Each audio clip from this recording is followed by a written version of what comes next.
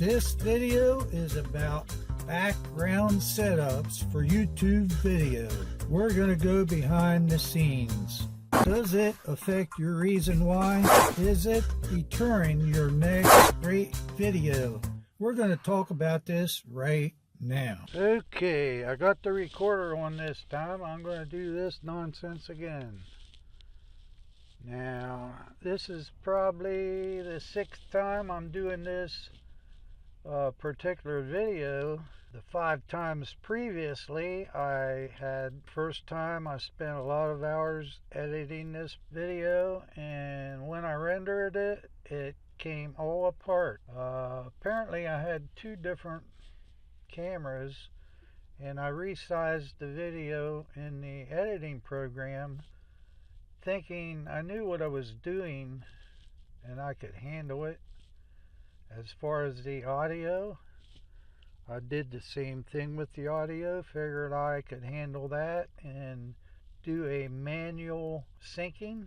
All in all, when all the rest of the videos I did about the same thing. I had trouble with at least one of the major assets, like the audio, the video itself, and the scripting just didn't sound right, and things just didn't work out right. I scrapped most of them, especially the first one I spent a lot of time on. And here comes another one. I just did one right here just minutes ago and forgot to have my external audio on. So what we have is, we're going to talk about today the background settings, the background scenery, background in your office or whatever, and we're getting started right now. Let's move right along. I always had trouble figuring out where in the house I was going to set my studio up. Well, setting up and tearing down, you got to set the background, you got to oh, now here's a fine sample. Here I got everything set up. The sun comes out and a car across the street's blinding, looking right at me. I'm gonna try that. Lots of luck. If it isn't one thing, it's another. So here we are again. Let's talk about the home studio. There's always some challenge going on, and especially with a home studio, you have to be particular when you shoot, the people being around, watching TV, listening to the radio, combusting in your room and making noise and all that stuff. So what it boils down to, I'm taking a long shot right here because I got the camera situated there. I don't even know if I'm being visible on the camera. Let's pause, make sure that thing's on. Yeah, it was on apparently. At that amount of time it would have turned itself off. Okay,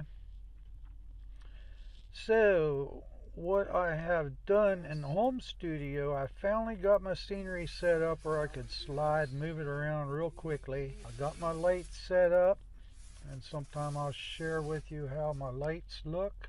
Kind of uniquely tricky. And I do want to show you how my lighting is set up. I briefly showed you one time on the umbrella video.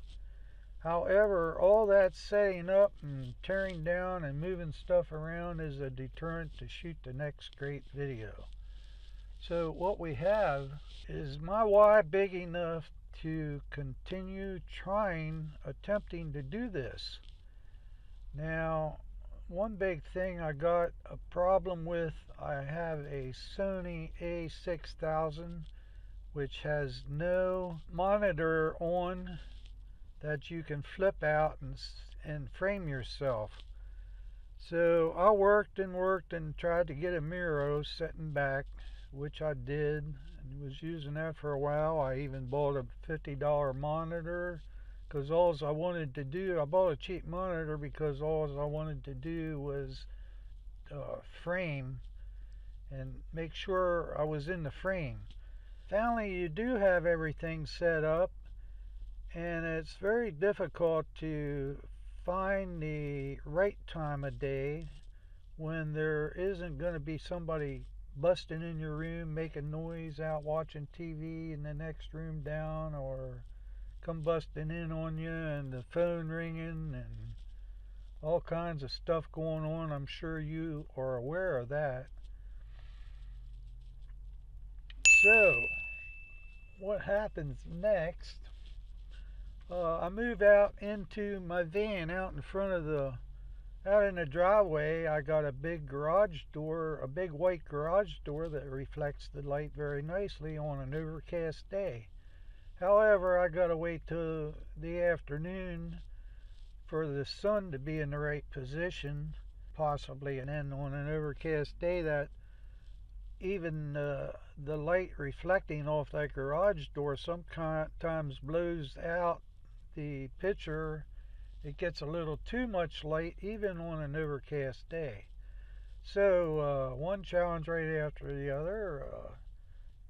About that time of day, school gets out and all the kids come up the street hooping and hollering and having a good time.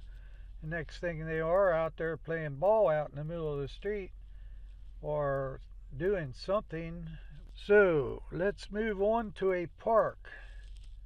One of the local parks, I got a couple close by that has really beautiful scenery, so sometimes I do some B-roll at the park, and sometimes I've been known to shoot some green screen and put that B-roll in my green screen, which works quite nicely. You're out there at the park taking pictures of yourself, thinking, hey, this is just dandy.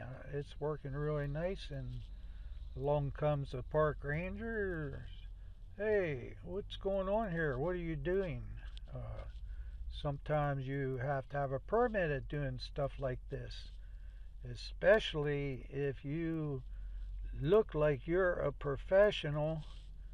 Yeah, right. I really look like I'm a professional here, but I did the dumb thing. I put my name on my van, talking about a video studio, which could be a deterrent in a situation like that, because they see what you're doing and, hey, where's your permit at? I guess maybe it would be a good idea to go and get a permit. I don't even know if they want a permit or not, but